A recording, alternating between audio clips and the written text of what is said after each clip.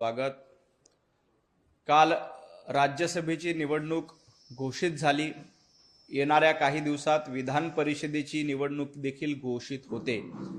या पार्श्वभूमीवर उबाटा गटाचे खासदार जनाब संजय राऊत असा दावा करतायत की उद्धवजी ठाकरे यांना पुन्हा एकदा विधान परिषदेवर संधी मिळावी आणि जोपर्यंत काँग्रेस पक्ष उद्धव ठाकरेंना पाठिंबा देत नाही तोपर्यंत उद्धवजी ठाकरे पुन्हा विधान परिषदेवर जाऊ शकणार नाहीत आणि यासाठी उद्धवजी ठाकरे उभाटा गट काँग्रेसचं लांगुल चालन करण्याचा प्रयत्न करते। हर्षवर्धन सपकाळ यांनी छत्रपती शिवाजी महाराज यांचा अपमान केला। शिवाजी महाराजांची तुलना टिपू सुलतान या खलनायकासोबत गेली, परंतु उद्धवजी ठाकरे या विरोधात चकार शब्दानेही बोलले नाही। कारण हर्षवर्धन सपकाळांच्या विरोधात उद्धव ठाकरे बोलले असते तर काँग्रेसनं उद्धवजी ठाकरे यांना विधान परिषदेत पाठिंबा दिला नसता। खुर्ची मिळण्यासाठी, विधान परिषदेची आमदारकी मिळवण्यासाठी उद्धवजी ठाकरे छत्रपती शिवाजी महाराजांचा अपमान सहन करतायत। छत्रपती शिवाजी महाराजांची तुलना झाल्यानंतरही उद्धवजी ठाकरेंना चकार शब्द काढावासा वाटला नाही।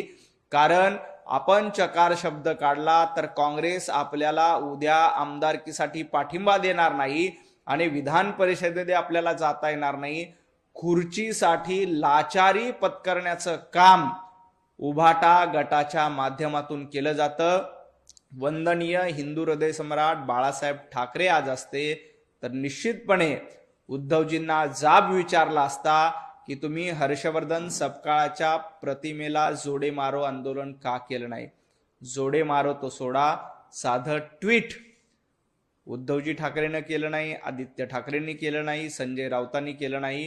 ही अतिशय लाजिरवाणी गोष्ट आहे। खरं तर संजय राऊत पत्रकार परिषदेमध्ये सांगत होते की भारतीय जनता पार्टी सोबत आम्ही जाणार नाही। ती पत्रकार परिषद संपण्याच्या आत चंद्रपूरमध्ये भारतीय जनता पार्टीचा महापौर बसला।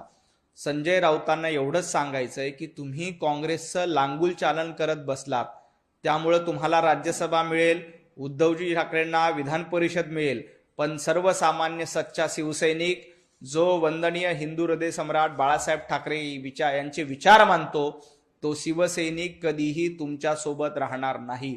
तुम्ही काँग्रेसचं लांगुल चालन केलं, त्यामुळेच त्यावेळेला 40 आमदारांनी एकनाथजी शिंदे यांच्या नेतृत्वामध्ये भारतीय जनता पार्टीची साथ दिली आणि खरी शिवसेना आपल्या सोबत आणली। चंद्रपुरात देखील तेच झालं। तुम्ही काँग्रेसचं लांगुल चालन करतायत, तुम्ही काँग्रेसची चाकरी करतायत, त्यामुळं चंद्रपुरामध्ये काँग्रेसच्या मांडीला मांडी लावून बसणार नाही ही भूमिका चंद्रपुरातील नगरसेवकांनी घेतली आणि चंद्रपुरातील नगरसेवक स्वाभिमानानं हिंदुत्ववादी विचारासाठी भारतीय जनता पार्टीच्या सोबत आले। संजय राऊत, तुम्ही काँग्रेसची धुनी धूत बसा, तुम्ही काँग्रेसची चाकरी करत बसा। सर्वसामान्य सच्चा निष्ठावंत शिवसैनिक हा भारतीय जनता पार्टीच्या सोबत कालही आहे, आजही आहे आणि उद्याही राहील।